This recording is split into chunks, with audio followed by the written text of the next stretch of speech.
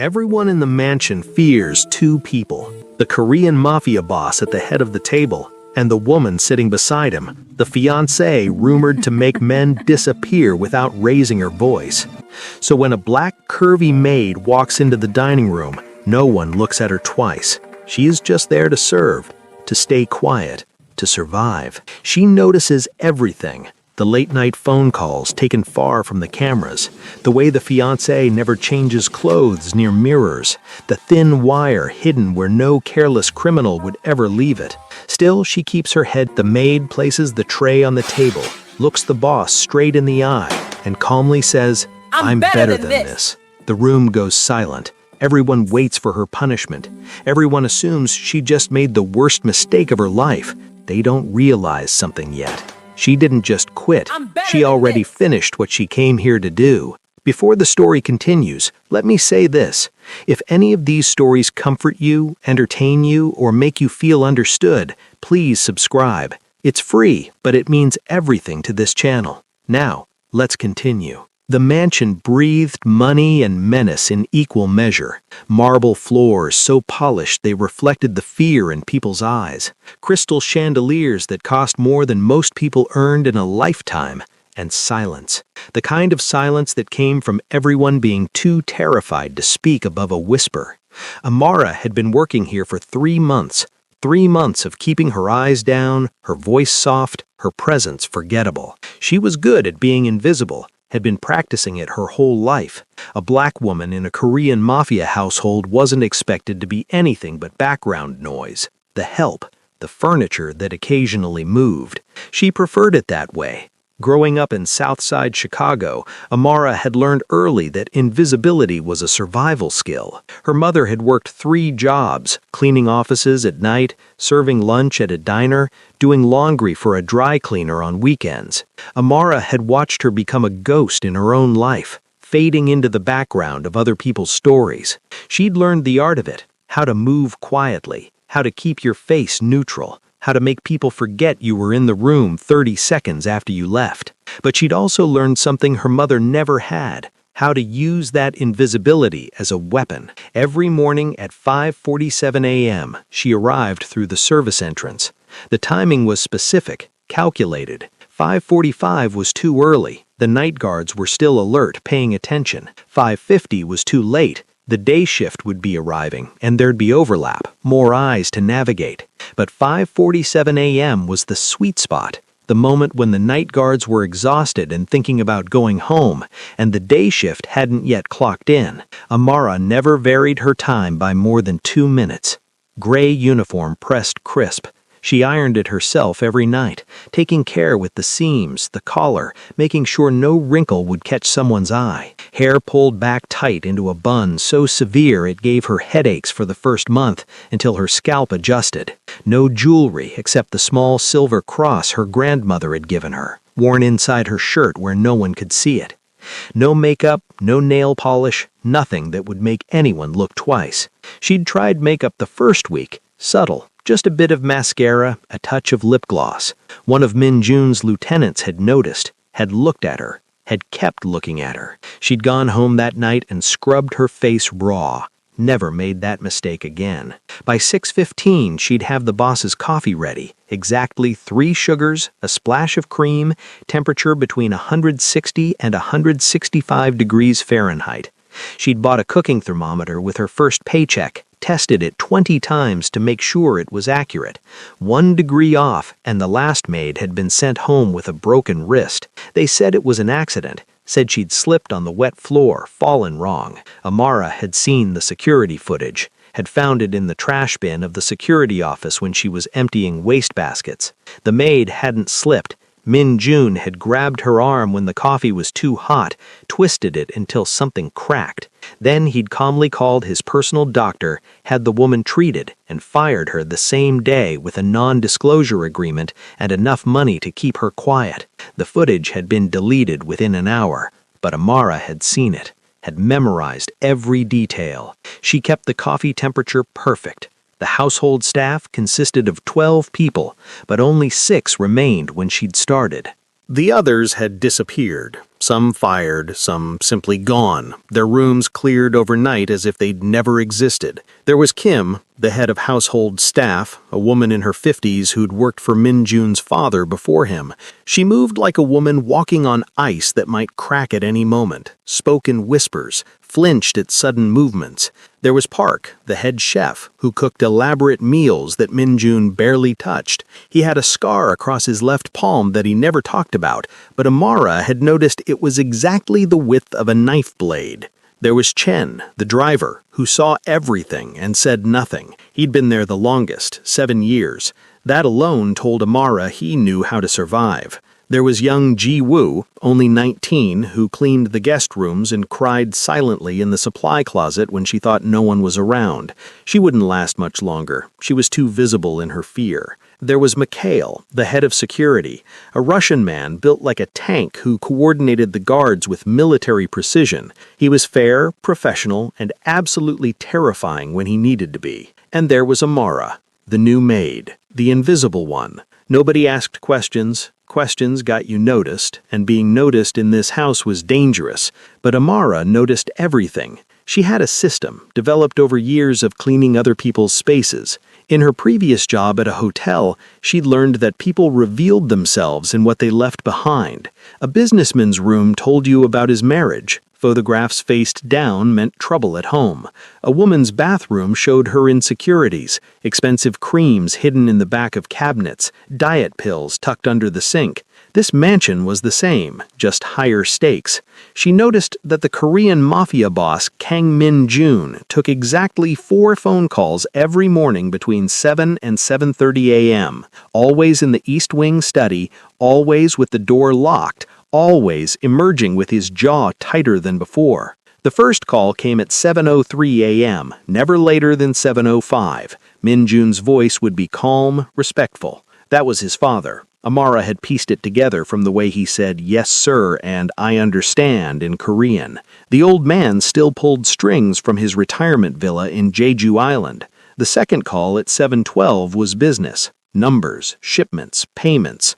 Min-jun's voice was clipped, efficient, no emotion. The third call at 7:19 was the one that made his jaw tighten. His voice would drop low, frustrated. Someone wasn't following orders. Someone was questioning his authority. The fourth call, right at 7:28, was always the shortest. Just a few words exchanged. But Min-jun's hand would move to his gun after that call. Every time. Amara had started tracking these patterns in her second week. She'd bought a small notebook from the dollar store near the bus stop, nothing fancy that would attract attention. Every night, she'd write down what she'd observed. Times, patterns, deviations from routine. She noticed that his fiancée, the woman everyone called the Ice Queen, never ate breakfast, never smiled, never spoke unless necessary. When she did speak, grown men flinched. Lee So-yeon was beautiful in the way a knife was beautiful. Sharp, cold, purposeful. She wore designer clothes like armor, Tom Ford suits in charcoal gray, Valentino dresses in black, Louboutin heels that clicked against marble like gunshots. She moved through the mansion like she owned not just the building but the air inside it. Her morning routine was ritualistic. 6:30 a.m., coffee, black, no sugar. She'd stand at the window in the breakfast room looking out at the gardens while the coffee cooled. Never drank it hot, always waited exactly 4 minutes before taking the first sip. 7 a.m., she'd retreat to her private gym in the south wing. Amara had cleaned that room once when Se-yeon was away on business. The equipment was professional grade, heavy bags, speed bags, weights that most men couldn't lift. The heavy bag had dents in it shaped like fists and feet. 8 a.m., shower. Se-yeon's bathroom was like a medical facility. Everything labeled, organized, sterile. Her skincare routine involved 14 products applied in specific order. Amara had memorized the sequence just by observing the way the bottles were arranged, the slight difference in their positions each day. 8:45 a.m., Se-yeon would emerge fully dressed, fully armored, ready to be the Ice Queen. Rumors said she'd killed 3 men herself. The stories varied. Some said she'd shot them, others said she'd used a knife, a few whispered about poison, but everyone agreed on the number, 3. Rumors said she was more dangerous than Min-jun, that the only reason they were engaged was because her family's connections were worth the risk of having her close. Rumors said she once made someone disappear just for looking at her wrong. A low-level enforcer who'd stared at her too long during a meeting, gone the next day. No body, no explanation. The staff believed every word. Amara wasn't so sure. She served them dinner every night at 8 p.m. sharp. The dining room was a theater of tension.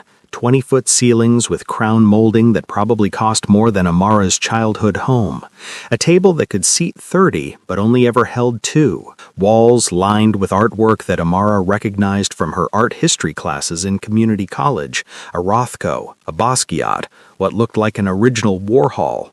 Min-jun at the head, Se-yeon to his right, and 12 feet of polished mahogany stretching between them and any sense of intimacy. She'd watched them from the corner where she stood, hands folded, breath shallow, becoming part of the furniture. They barely spoke to each other. Min-jun would eat methodically, checking his phone between bites. Se-yeon would push food around her plate, her eyes constantly scanning the room like she was calculating exit routes or counting bodies.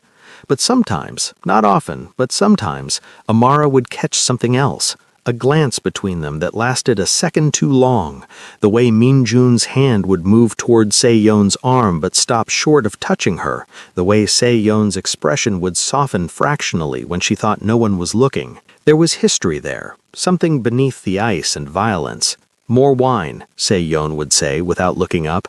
Amara would pour. Her hands never shook, even though everyone else's did around the Ice Queen. That's what made her different. That's what made her dangerous in a way they hadn't figured out yet. She wasn't afraid. Fear was a choice, her grandmother used to say. You could let it control you, or you could recognize it and choose to act anyway. Amara had made her choice years ago, the day she'd watched her mother break down crying in their kitchen after being fired for her 3rd job in a month for something that wasn't her fault. "I'm tired of being scared," her mother had sobbed. "I'm so tired." Amara had been 16. She'd held her mother and promised herself she'd never live that way, never let fear make her small. So when she stood in the dining room with a mafia boss and his killer fiancé, she felt the fear, the animal instinct that said danger, run. But she didn't let it touch her face, didn't let it shake her hands. She just existed, watching, learning, waiting. The first crack in the facade appeared on a Tuesday afternoon. Amara was polishing the handrail on the grand staircase, a task that took 45 minutes and required her to move slowly up and down, giving her access to sounds from both the 1st and 2nd floors. She heard Se-yeon's voice first, coming from the 2nd floor hallway, sharp, urgent. "I don't care what they want. I told you I need more time." Amara's polishing slowed imperceptibly, her ears sharpened. "The timeline isn't negotiable," a man's voice responded.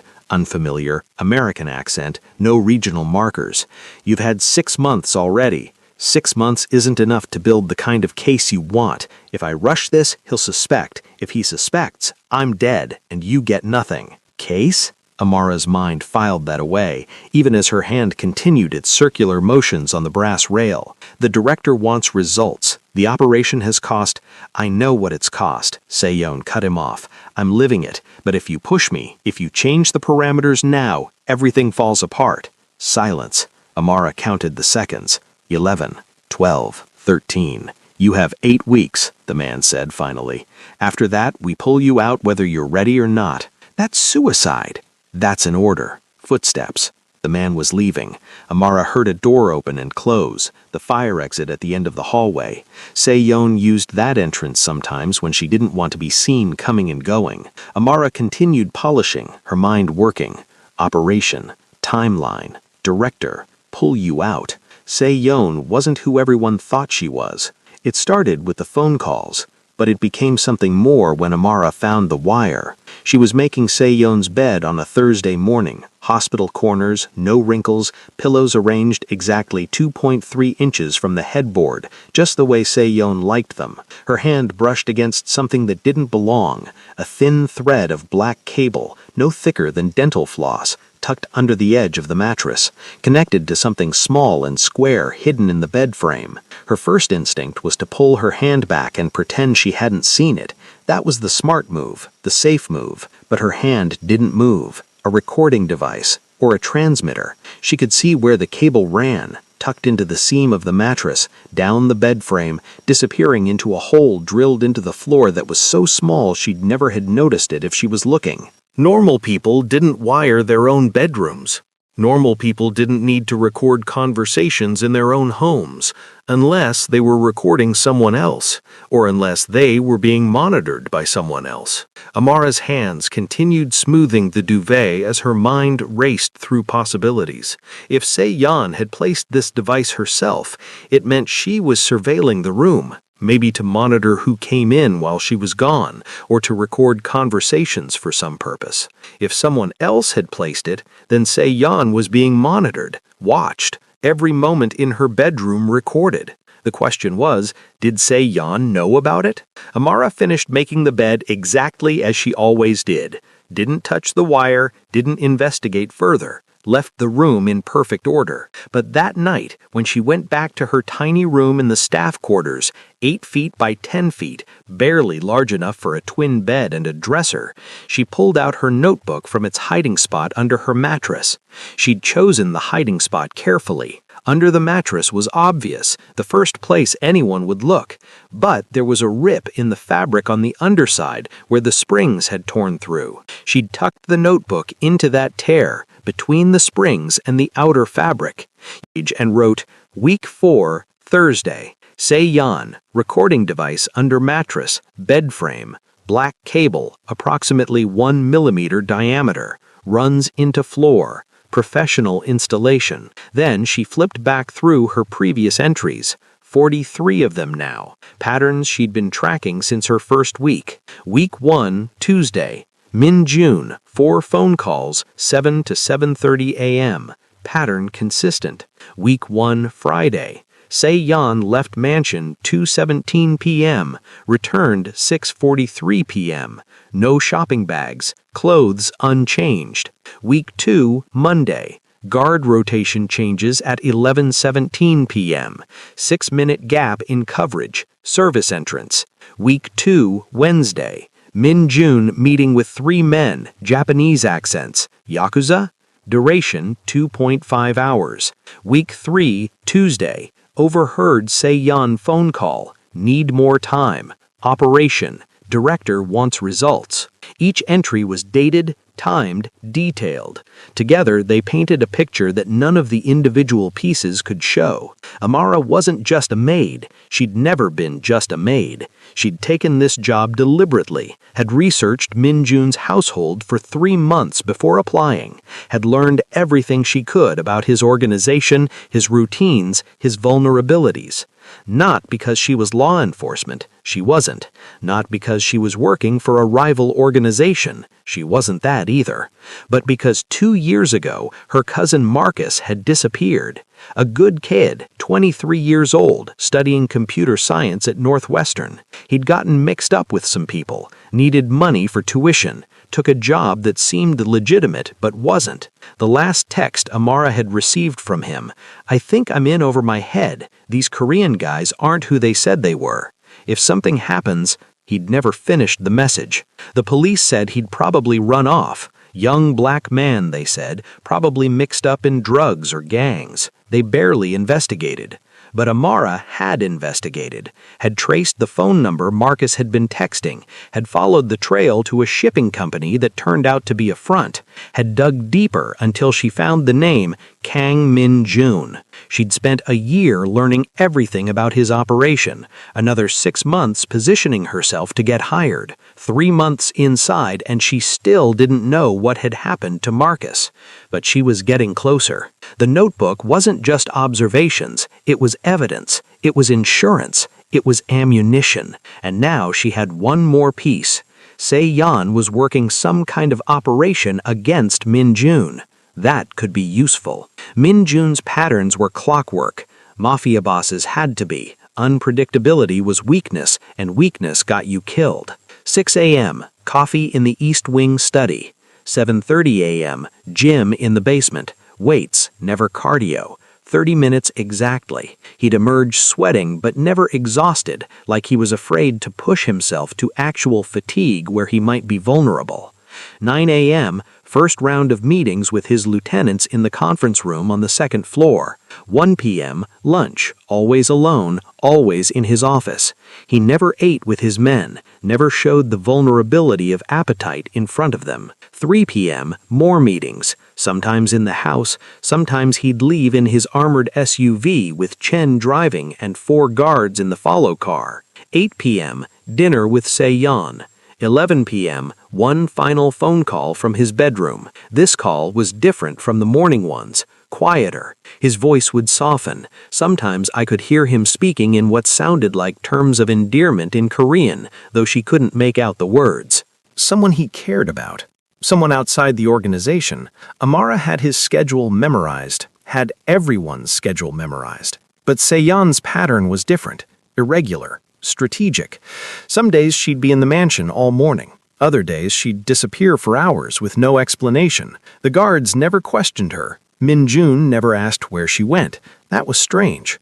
In a house where everyone was watched, tracked, accounted for, where Amara herself had to sign in and out of the service entrance and submit to bag searches every evening, Se-yeon moved with complete freedom. Why? Amara started tracking her movements more carefully, not obviously, just mental notes, timestamps she'd write down later. Monday, left 2:17 p.m., returned 6:43 p.m., clothes unchanged, no shopping bags, 4 hours, 26 minutes unaccounted for. Wednesday, left 10:05 a.m., returned 1:52 p.m., different shoes, left in Jimmy Choo's, returned in Nike running shoes, hair wet, recently showered somewhere. Friday, left 11:30 p.m., unusual, returned 3:14 a.m., exhausted, bruise on left wrist, partially covered by a bracelet, walked differently, favoring right side. Sunday, didn't leave, spent entire day in room, no meals, refused all offers of food from the kitchen staff. Tuesday, left 6 a.m., extremely unusual, returned 9:45 a.m., changed clothes entirely, left in casual wear, returned in a business suit. The bruise was what made Amara pause. She'd seen Se-yeon the next morning, serving breakfast with the same practiced invisibility. The bruise was covered with makeup, but Amara knew what to look for. She'd worn enough concealer in her own life to recognize the shade of someone hiding damage. The slight yellow-green tint beneath the foundation meant it was a few days old. But here's what was strange. Min-jun hadn't given her that bruise. Amara would have known. She cleaned his office, his bedroom, his bathroom. She saw everything. She washed his clothes, noticed when his knuckles were bruised or cut. He was violent, yes, but in controlled ways, calculated ways.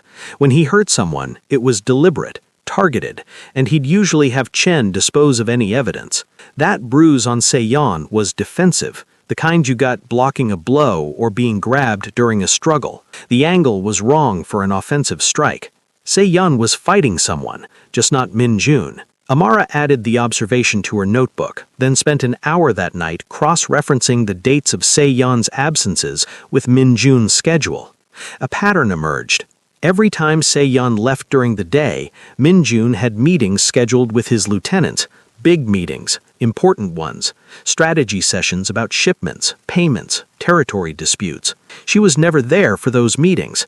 And yet, based on the phone call Amara had overheard, Se-yeon was building some kind of case against Min-jun, which meant she needed information from exactly the kind of meetings she was deliberately missing, unless she had another way to get that information. Amara thought about the wire in Se-yeon's bedroom, thought about how professional the installation had been. Then she thought about what her cousin Marcus had been studying before he disappeared, computer science, specifically network security and surveillance systems.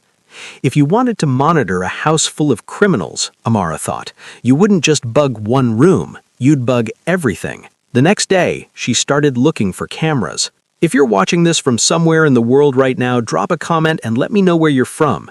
And if you're enjoying this story, hit that like button. It helps more people discover Love and Tension. She found the first camera on a Wednesday, hidden in the crown molding of the conference room where Min-jun held his strategy meetings. It was tiny, barely the size of a pencil eraser, matte black to blend with the dark wood. She wouldn't have noticed it at all, except she'd been standing on a ladder to dust the chandelier and happened to be at exactly the right angle. Once she knew what to look for, she found 11 more over the next week. One in Min-jun's office, disguised as a screw head in the bookshelf. One in the dining room, embedded in the decorative plasterwork. 2 in the living room, positioned to cover all angles. 1 in the main hallway. 3 in the guest bedrooms. 2 in the garage. 1 in the kitchen. The cameras covered almost every inch of the mansion. Professionally installed, probably years ago. Definitely before Se-yeon arrived. Min-jun was surveilling his own house, which made sense. A man in his position would want to know everything happening under his roof, would want evidence if someone betrayed him. But if Se-yeon knew about the cameras, and based on the blind spot she'd created in her bedroom, she clearly did, then she'd know she was being watched, would know that building a case against Min-jun meant accessing footage from cameras he controlled. Unless she had access to the surveillance system. Unless she'd somehow compromised it. Amara spent her lunch break that day in the security office, ostensibly to deliver Mikhail his meal. She'd been doing it for weeks now, establishing the pattern, making it routine until no one questioned her presence. While Mikhail ate, Amara emptied his trash can and wiped down his desk. Her eyes scanned the monitors. 12 screens showing different angles of the mansion and grounds. The system was sophisticated, professional grade, probably cost $250,000 to install. But there was a detail Amara noticed that most people wouldn't. The timestamps on the feeds didn't all match. Most were synchronized, running on the same clock.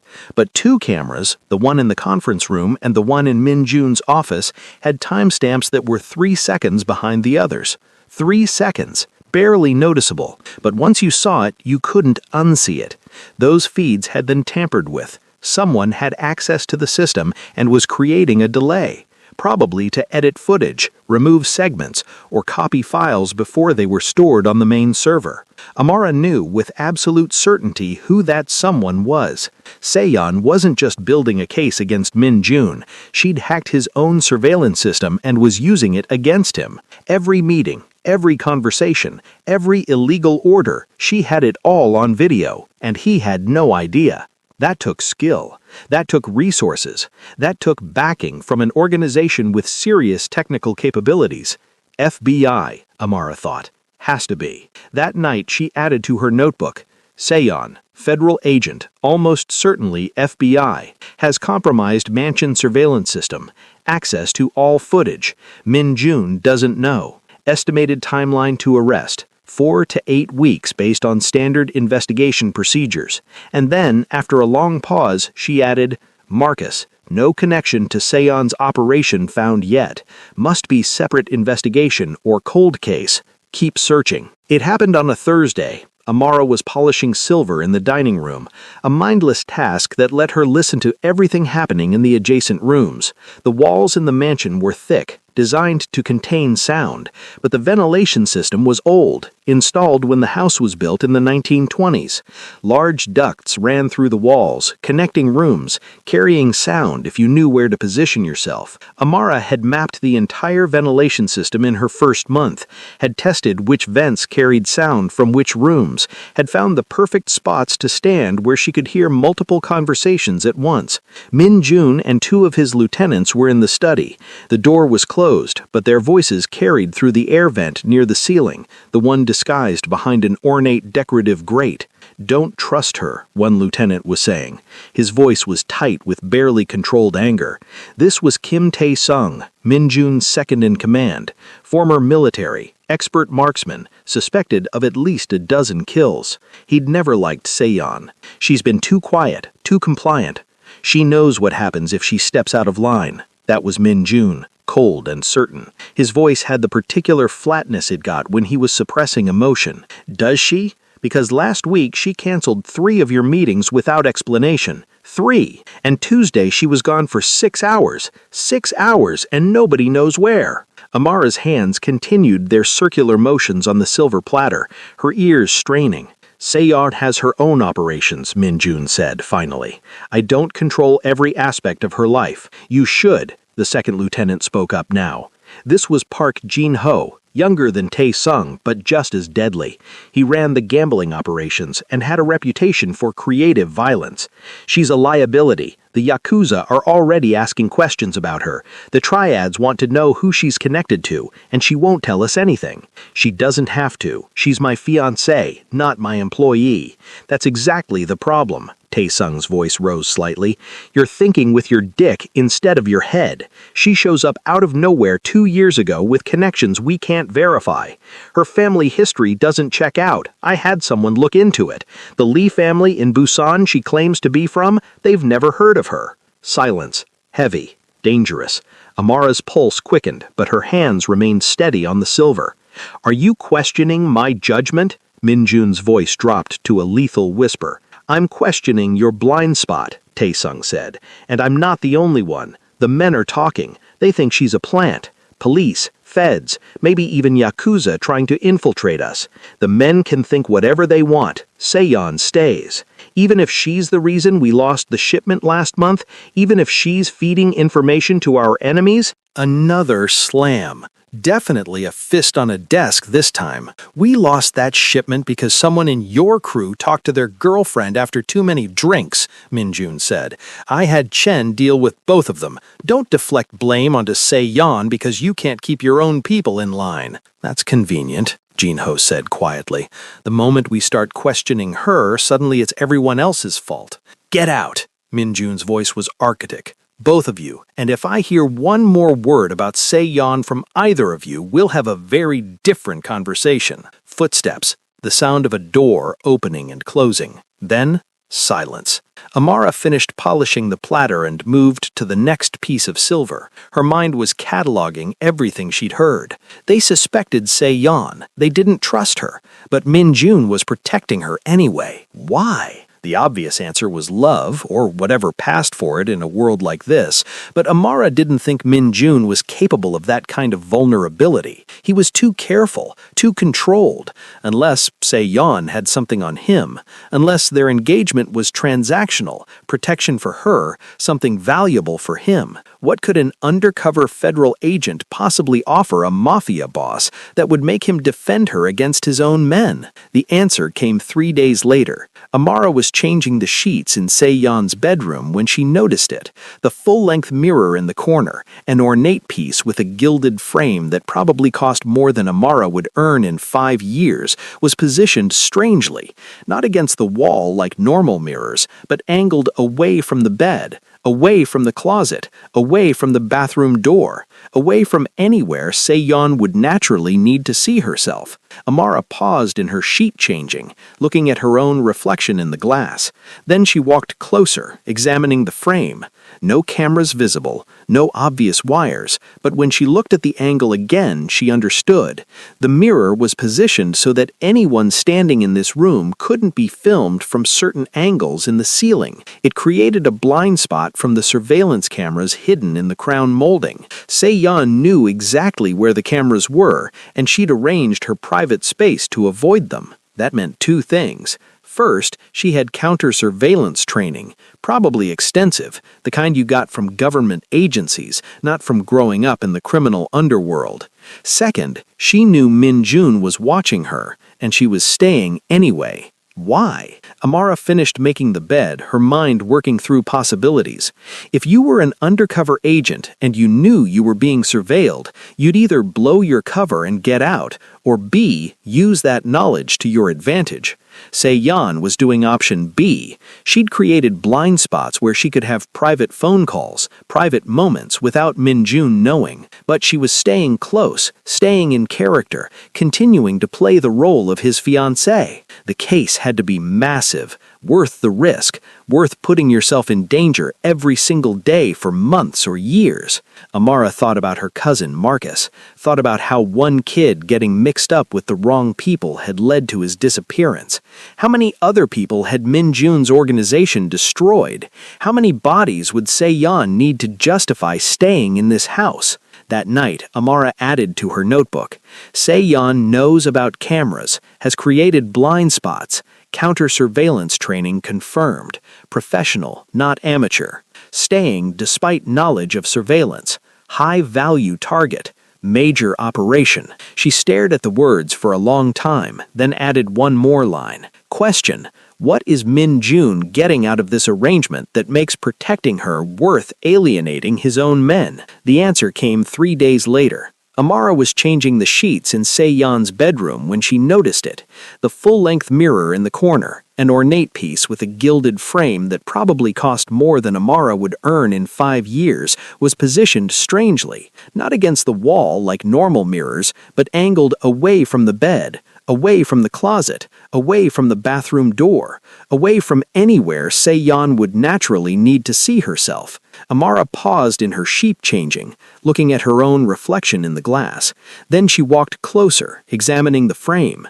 No cameras visible, no obvious wires, but when she looked at the angle again, she understood. The mirror was positioned so that anyone standing in this room couldn't be filmed from certain angles in the ceiling. It created a blind spot from the surveillance cameras hidden in the crown molding. Se-yeon knew exactly where the cameras were, and she'd arranged her private space to avoid them. That meant 2 things. First, she had counter-surveillance training, probably extensive, the kind you got from government agencies, not from growing up in the criminal underworld. Second, she knew Min Jun was watching her, and she was staying anyway. Why? Amara finished making the bed, her mind working through possibilities. If you were an undercover agent and you knew you were being surveilled, you'd either blow your cover and get out, or B, use that knowledge to your advantage.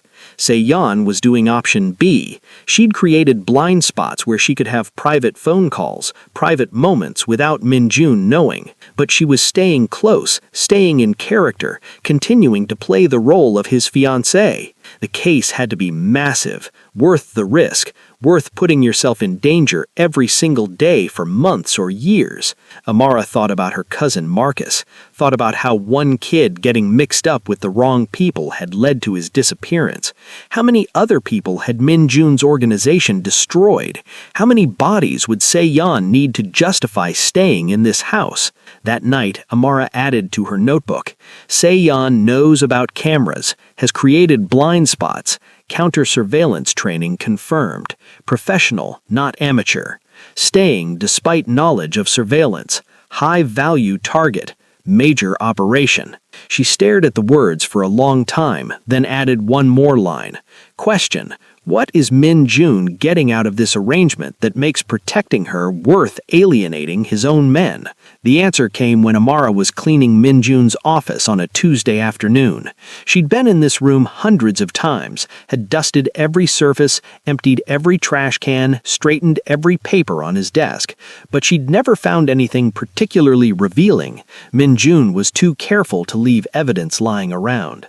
But on this Tuesday, there was a file folder on his desk, thick, manila, slightly worn at the edges like it had been handled many times. It was sitting next to his coffee cup, which meant he had been reviewing it recently. The label on the folder read, Yakuza Operations West Coast. Amara's hands continued dusting the desk while her eyes scanned the room. The door was closed.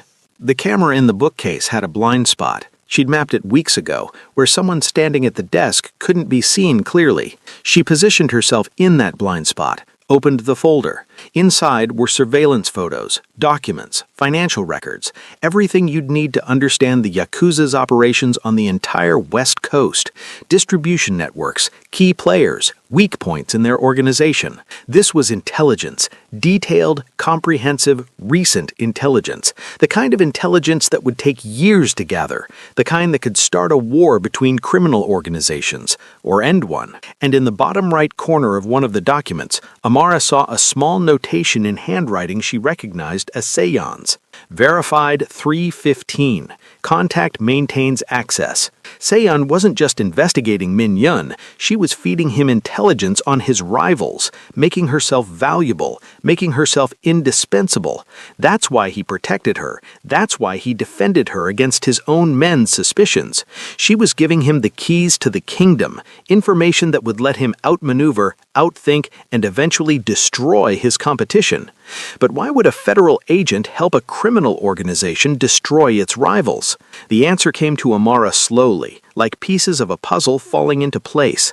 Unless the goal isn't to arrest Min Yun, the goal is to let him eliminate all the competition first, then arrest everyone at once. It was brilliant in a ruthless kind of way. Instead of taking down one organization and watching 3 more spring up to fill the void, you'd let them destroy each other, feed intelligence to one side, watch them wage war, then sweep in and arrest the survivors.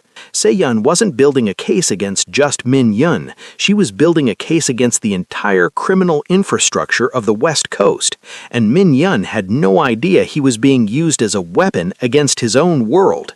Amara closed the folder carefully, exactly as she'd found it, positioned the coffee cup at the same angle, continued dusting as if she'd seen nothing, but her mind was reeling. This was bigger than Marcus, bigger than anything she'd imagined when she took this job, and she was standing in the middle of it.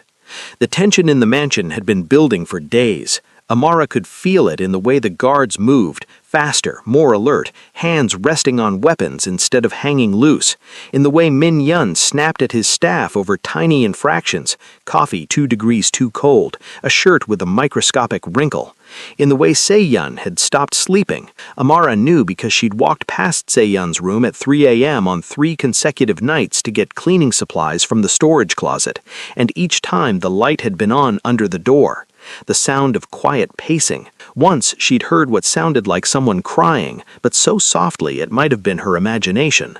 Something was coming. It arrived on a Wednesday at 1:47 p.m.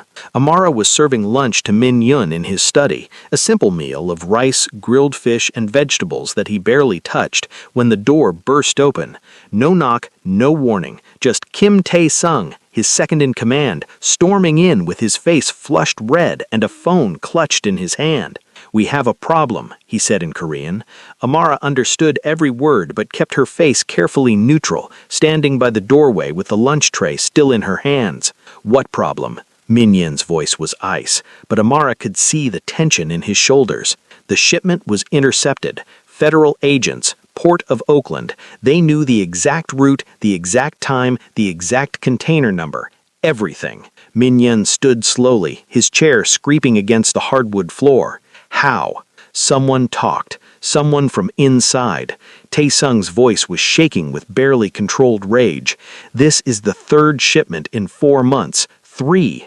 That's not coincidence. That's not bad luck. That's someone feeding information directly to the feds.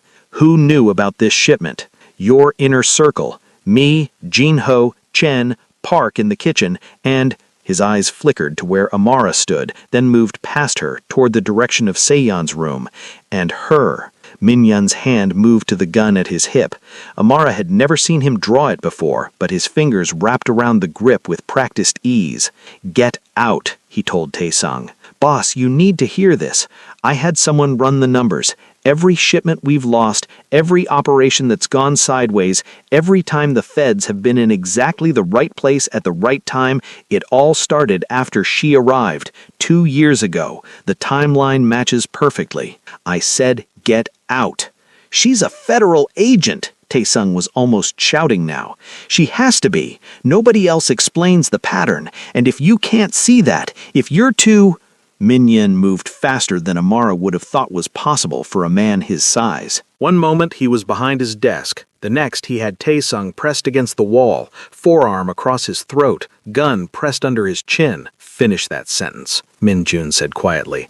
"I want to hear how it ends." Tae-sung's eyes were wide, his hands raised in surrender. "I'm just trying to protect you. Protect all of us. By questioning my judgment, by accusing my fiancé, by pointing out what everyone else is too scared to say." They stayed frozen like that for a long moment. Amara could see the calculation in Min Jun's eyes, weighing loyalty against logic, emotion against evidence. Finally, he stepped back, lowered the gun. "You're right," he said, and Amara's breath caught. "The pattern is suspicious. The timing is suspicious. So here's what we're going to do. I'm going to talk to Se-Yun. I'm going to get answers. And if," he paused, If there's a problem, I'll handle it personally. Taesung nodded, rubbing his throat where Minjun's arm had pressed. But until I have proof, Minjun continued, until I know for certain, you don't touch her, you don't threaten her, you don't even look at her wrong. Are we clear? Crystal, good. Now get out and tell Jinho to tighten security. I want everyone in this house accounted for at all times, staff included. His eyes flicked to Amara for the first time since the confrontation started. Everyone. Taesung left, the door closed with a soft click. Minjun stood there for a long moment, his back to Amara, his hand still on his weapon. She could see his shoulders rising and falling with each breath, could see him fighting for control. Then he spoke without turning around. Leave the food. Go. Amara set the tray down with steady hands, walked to the door, paused with her hand on the knob. Sir, she said quietly. It was the first time she'd spoken to him directly in weeks. The fish is getting cold. She didn't know why she said it. Maybe because she needed to remind him she was human. Maybe because she needed to remind herself.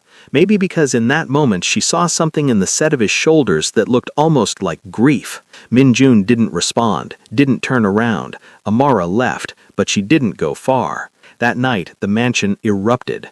Amara was in the kitchen, preparing the evening meal with Park's supervision. He was teaching her his mother's recipe for galbi jim, explaining the proper way to score the meat, the exact proportions of soy sauce and sugar and sesame oil. It was the most he'd spoken to her in 3 months, and she realized with sudden clarity that he was nervous, talking to fill the silence, to distract himself from whatever was coming. They both heard it at the same time, shouting from the dining room. Minjun's voice, loud and angry in a way she'd never heard before, and then Se-yeon's voice, cold and cutting, every word sharp as broken glass. Park's hand stilled on the meat he was preparing. Go, he said quietly, serve dinner. Act normal. Amara picked up the tray of banchan, small side dishes already prepared, and walked toward the dining room. Her steps were measured, unhurried, even though her heart was hammering. The shouting got louder as she approached. I don't know what you're talking about, Se-yeon's voice. Don't lie to me. 3 months of work gone. $50 million gone. 18 of my men arrested, and you're the only person who knew every detail of that operation. I'm not the only person. Your entire command structure knew. Your lieutenants knew. Your drivers knew. Your accountants knew. But yes, blame the woman you never trusted anyway. A crash, something breaking. Amara reached the doorway just as a plate shattered against the wall 6 inches from Se-yeon's head.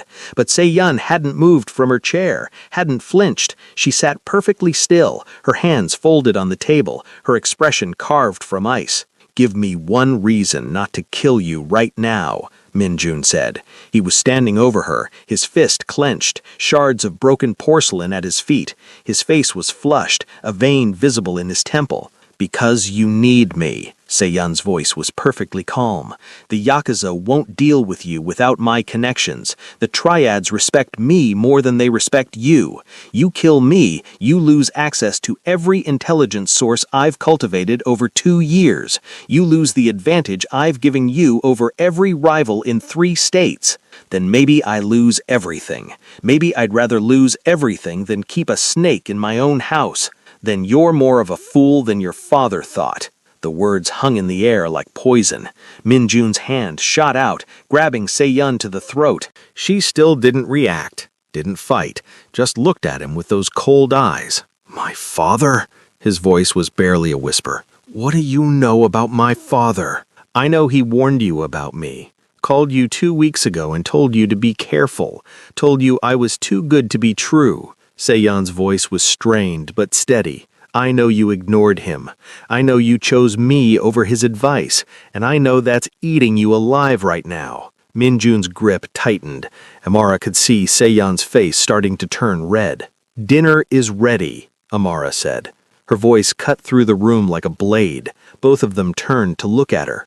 Amara stood in the doorway, the tray of banchan balanced perfectly in her hands, her face neutral, her presence suddenly impossible to ignore. The moment stretched.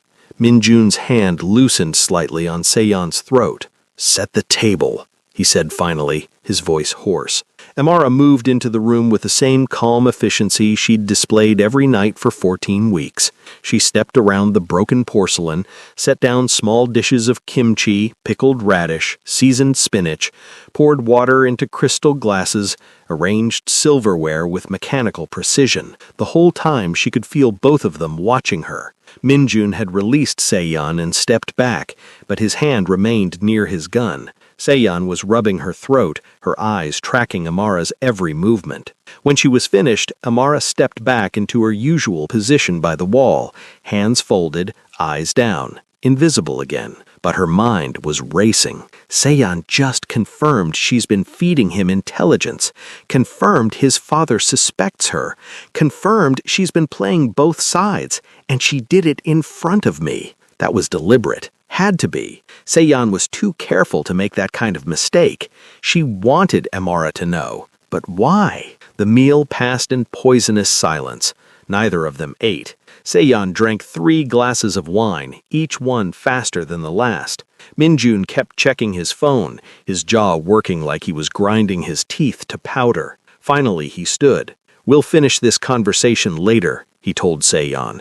His voice was back under control, cold and professional. "And you'll tell me everything.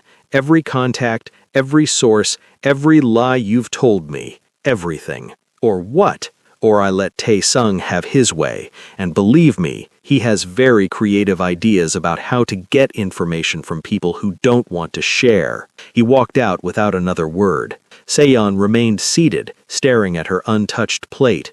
Amara began clearing the dishes, moving around the table with practiced efficiency. The broken porcelain crunched under her shoes. She was reaching for Seyon's wine glass when the woman spoke. "You heard everything." It wasn't a question. Amara's hand paused for half a second, imperceptible to most people, but Seyon noticed. The Ice Queen noticed everything. "I heard raised voices. Not my business." "No, it's not." Seyon looked up at her for the first time, really looked at her like she was seeing Amara as a person instead of a piece of furniture. "You've been working here how long? 14 weeks? 14 weeks. And I've never heard you speak more than 3 words at a time." Seyon tilted her head, studying Amara's face. "You're smart. Staying quiet, staying small, staying invisible." Amara said nothing, continued clearing plates, her movements smooth and practiced. "But you know what I've noticed about you?" Seyon continued. Her voice was different now, less cold, more curious, almost conversational. "You're never scared. Everyone else in this house walks around like they're about to be shot. Kim flinches at shadows. Ji-woo cries in the supply closet. Even Park, who's been here for years, keeps his head down and his mouth shut. But not you. You just exist, like none of this touches you." Amara met her eyes. "Should I be scared?" "Yes. Everyone should be scared in this house. I'm scared, and I'm the one they call the Ice Queen. Then maybe I'm just better at hiding it."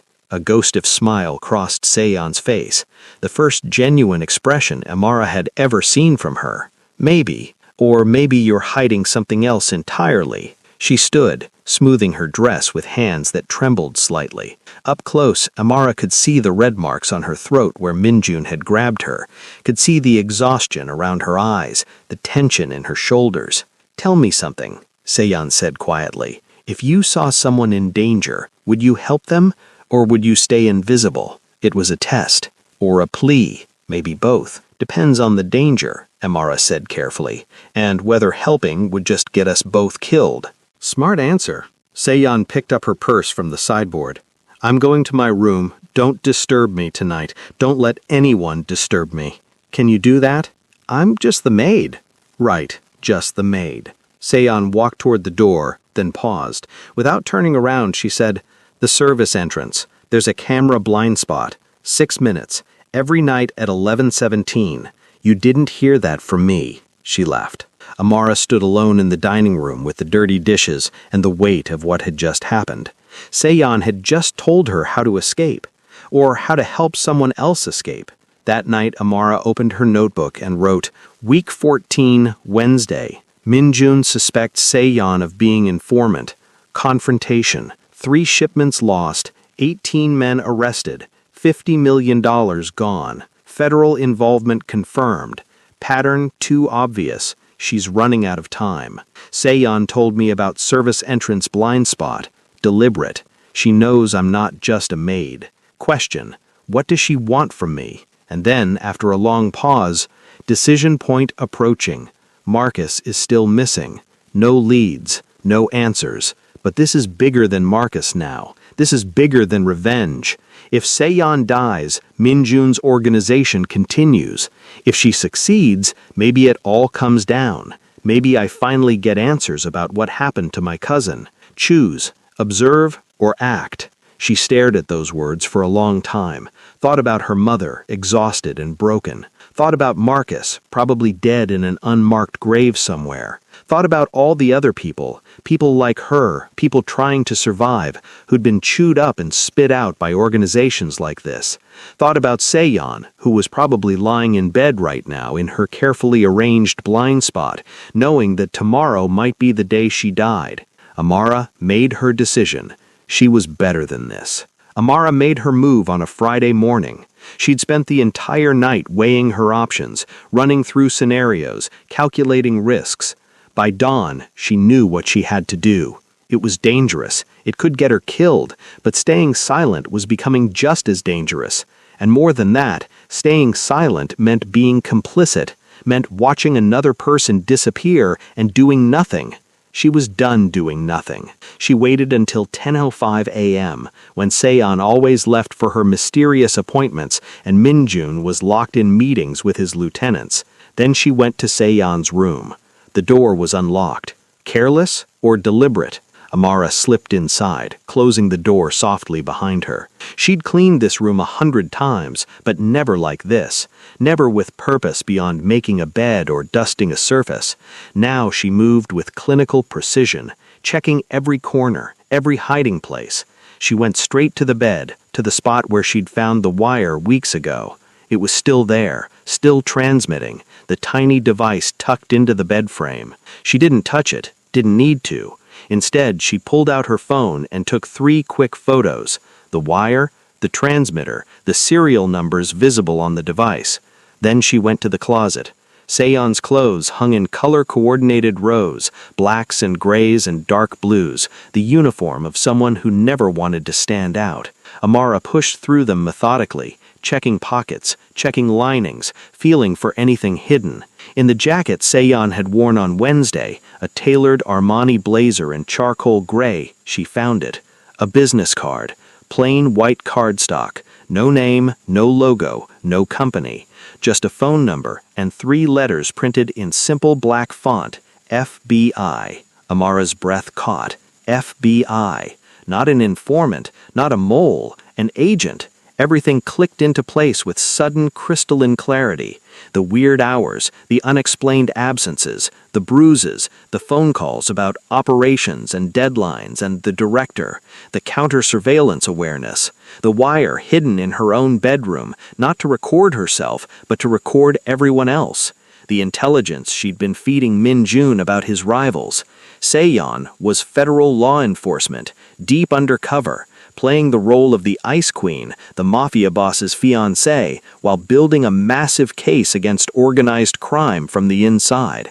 And she was about to be killed for it. Amara took a photo of the card, careful to capture the number clearly. Then she put everything back exactly as she'd found it. Jacket hung at the same angle, business card in the same pocket, same orientation, nothing disturbed. She was about to leave when she saw it. A laptop, hidden under a stack of sweaters on the top shelf of the closet. Consumer grade, nothing fancy, the kind of computer 1 million people owned, but it was hidden, and people didn't hide things unless they were important. Amara pulled it down, opened it, password protected, as expected. She took a photo of the laptop, brand, model, serial number visible, then put it back. As she was closing the closet, her eye caught on something else. A small safe built into the wall behind the hanging clothes. Professional installation, probably done before Seyon moved in. The door was closed, but Amara could see scratches around the keypad. Someone had been opening and closing it frequently. She couldn't open it, didn't have the code, but she photographed it anyway. When she left the room 10 minutes after entering, everything was exactly as she'd found it. No evidence of her presence, no disturbance. In her own room, she sat on her narrow bed and stared at the photos on her phone. "This is not your problem," she told herself. "You're just the maid.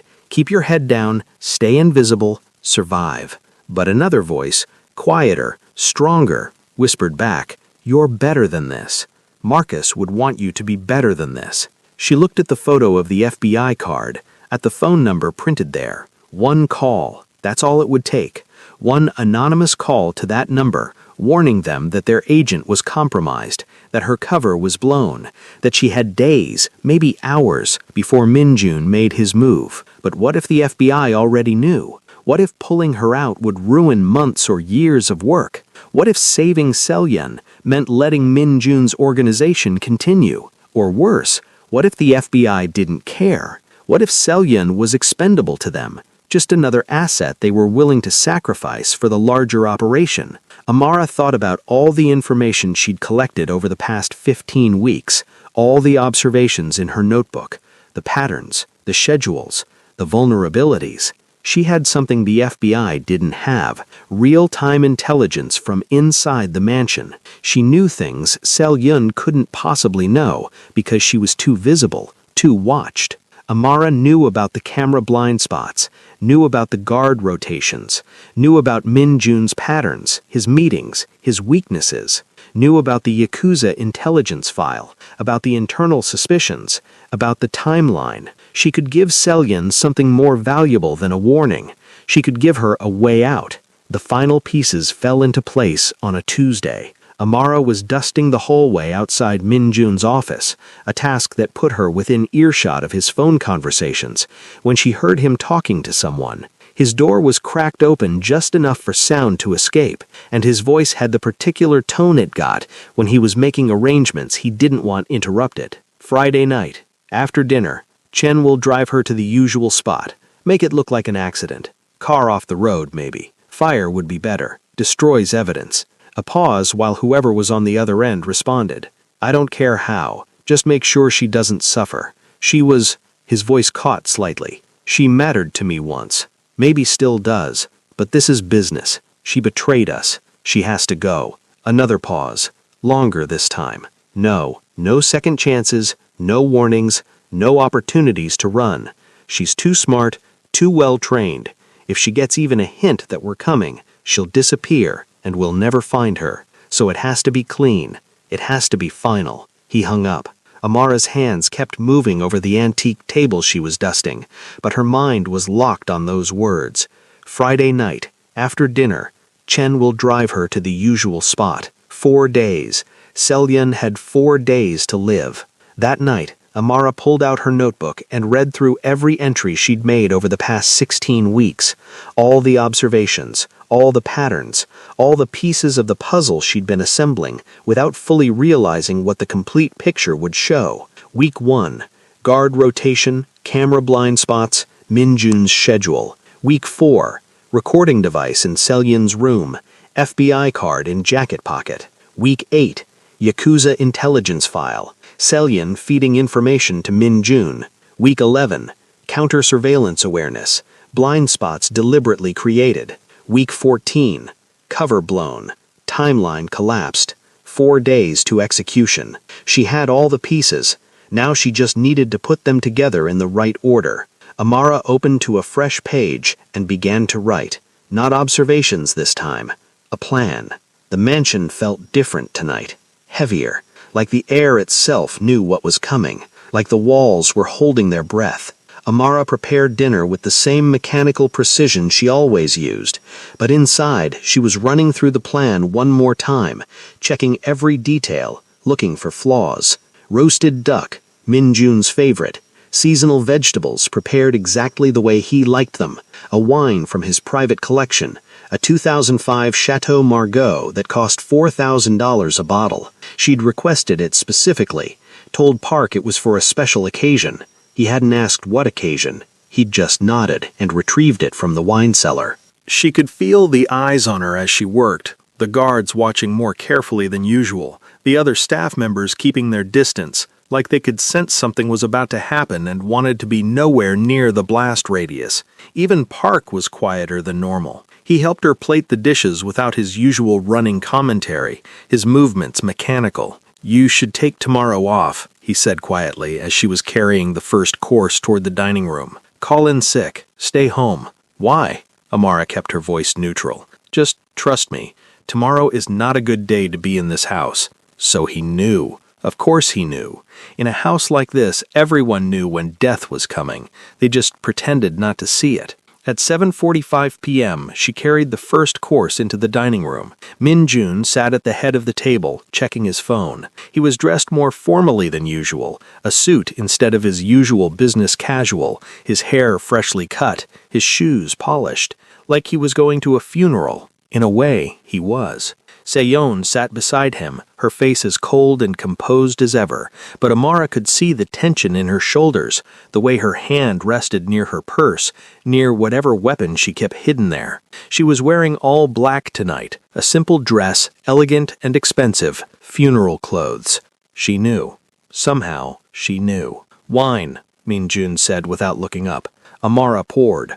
Her hands were steady. The expensive Margot splashed into the crystal glasses, dark as blood. The meal progressed in tense silence. Amara served each course with practiced efficiency.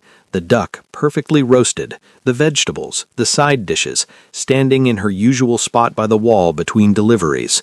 Watching, waiting. Neither of them ate much. Min-jun pushed food around his plate, taking small bites out of obligation. Se-yeon drank wine. 1 glass, 2, 3, but left her food untouched. At 8:47 p.m., as Amara was preparing to serve dessert, Min-jun's phone buzzed. He looked at it, and something flickered across his face. Satisfaction, finality, the look of a man who just confirmed that all the pieces were in place. He stood. "I need to take this call," he said to Se-yeon. "Don't go anywhere. Chen will take you home after dessert." It wasn't a request. It was a death sentence disguised as courtesy. "Home?" Se-yeon's voice was perfectly controlled. "I live here. Your apartment, the one downtown. You left some things there, remember? Chen will take you to collect them." Their eyes met across the table. Amara could see the understanding pass between them. He knew that she knew that he knew. All pretense was gone. "Of course," Se-yeon said quietly. "Thank you for thinking of it." Min-jun left the room. Se-yeon sat perfectly still, staring at her empty wine glass. Amara could see her mind working, calculating odds, planning escape routes. There weren't any good ones. The mansion was locked down tight tonight. Amara had watched the security preparations all afternoon. Extra guards at every exit, windows bolted. Even the service entrance had 3 men stationed outside instead of the usual 1. They weren't taking chances.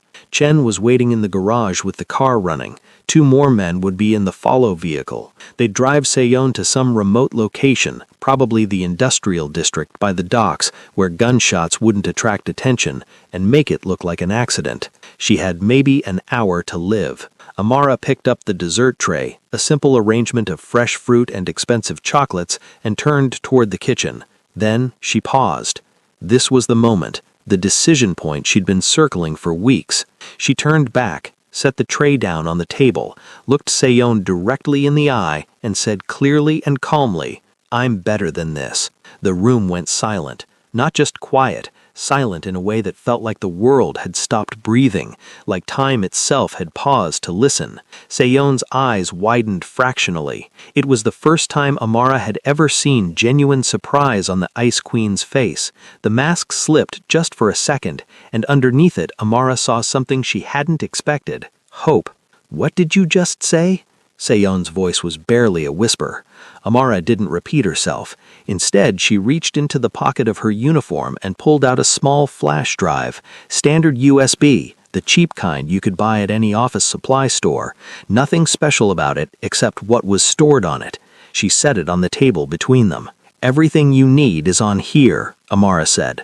Her voice was steady, matter-of-fact, like she was discussing the dinner menu. Photos of the wire in your bedroom, both your FBI device and the second one monitoring you, dates and times of every shipment for the last 4 months, names of every person Min-jun has met with, bank account numbers, locations of safe houses, the Yakuza intelligence file he's been using to take down his rivals, security schedules, guard rotations, camera blind spots.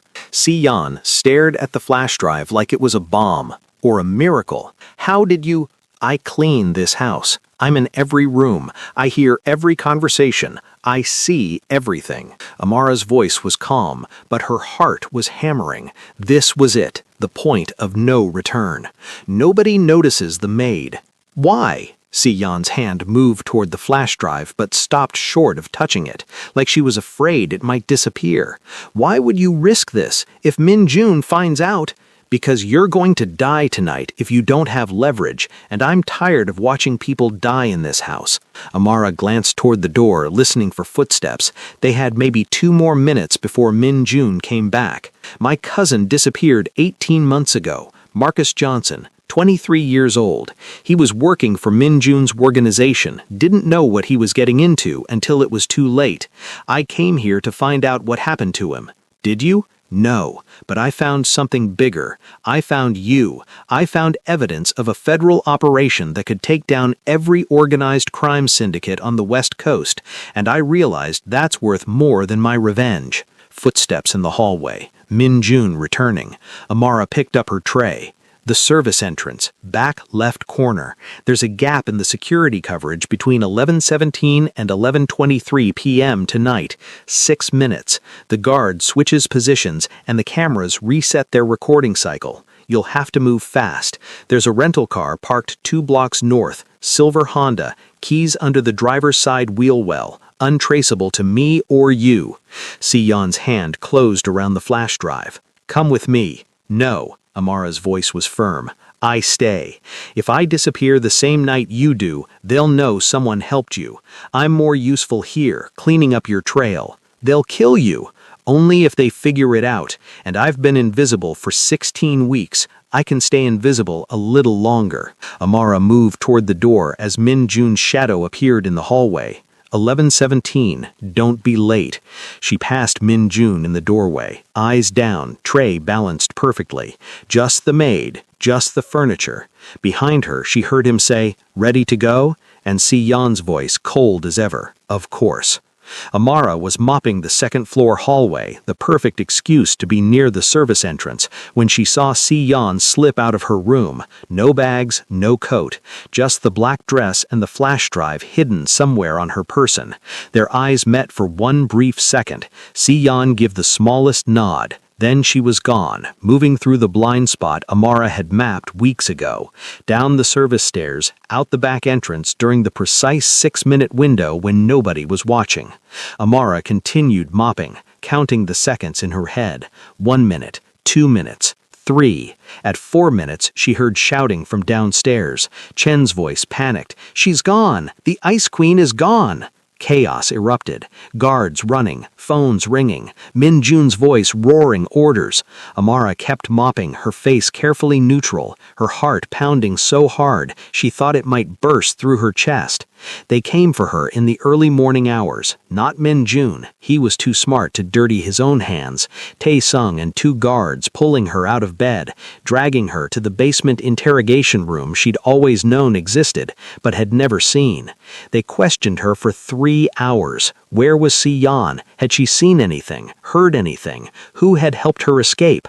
Amara played her role perfectly. Confused, scared, just the maid who cleaned and served and saw nothing, heard nothing, knew nothing. I was mopping the second floor, she said, her voice trembling just enough to sound genuine. I didn't see Miss Lee leave. I didn't even know she was gone until I heard the shouting. Tae-Sung didn't believe her. She could see it in his eyes. But belief wasn't the same as proof. And Amara had been careful, so careful. The security footage showed nothing because she'd moved Si-Yan through the exact blind spots she'd documented.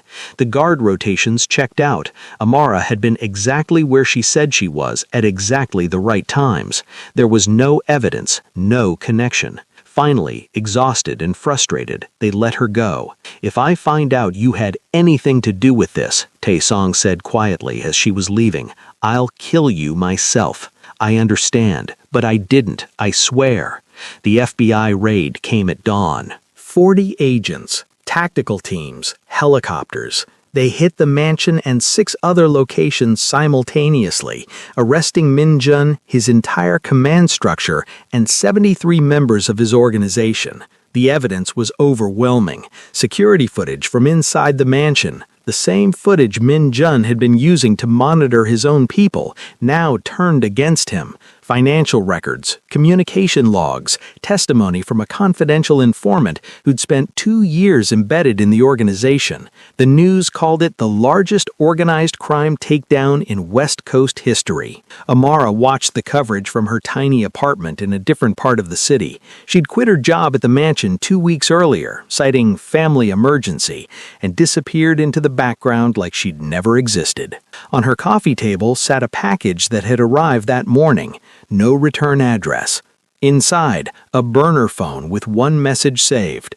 Marcus Johnson, case file 2847JK. Your cousin witnessed a murder. 3 men executed at the docks by Min Jun's organization. They tried to silence him. FBI witness protection. He's alive, living in Oregon under a new name. He thinks about you every day. Thank you for giving me a chance to finish this. S. Amara read the message 3 times. Then she deleted it, destroyed the phone, and sat in her small apartment as the morning sun came through the windows. Marcus was alive. The organization that had taken him was destroyed, and she had been the invisible hand that made it all possible. Amara stood in a small coffee shop in Portland, Oregon, watching a young man laugh at something his companion said. He looked different. Different haircut, different clothes, different name on the order the barista called out, but she'd know her cousin anywhere. Marcus looked up, and their eyes met across the coffee shop. Recognition flashed across his face, followed by disbelief, then tears. They didn't speak, couldn't speak. His new life depended on his old one staying dead. But Marcus stood, walked over, and pulled her into a hug that lasted forever, and not long enough. I thought I'd never see you again, he whispered. I'm better than that, Amara whispered back. When they separated, Marcus pressed something in her hand, a business card, FBI Victim Services, a phone number, a name, Special Agent Lee Se-yeon. She said you'd come eventually, Marcus said quietly. Said you deserved answers and options. Options? The Bureau is recruiting. They need people like you. People who can be invisible. People who can see what others miss. He smiled, sad and proud at the same time. She said you're the best observer she's ever seen. Said you'd make a hell of an agent if you wanted to be. Amara looked at the card, at the phone number, at the choice it represented. She thought about her mother, exhausted and broken by a world that never saw her. Thought about all the times she'd made herself small, invisible, forgettable. Thought about Se-yeon, the Ice Queen, who'd been playing a role so convincingly she'd almost died for it. Thought about what it would mean to step out of the shadows, to be seen, to use her invisibility as a weapon instead of a shield. I'll think about it, she said. Marcus hugged her one more time. Then he walked away, back to his new life, his new name, his second chance. Amara stood in the coffee shop with the business card in her hand and the weight of 16 weeks in a mansion full of monsters behind her. She'd spent her whole life being invisible, learning to disappear, learning to survive by not being seen. But maybe, just maybe, it was time to be better than that. She pulled out her phone and dialed the number. The end.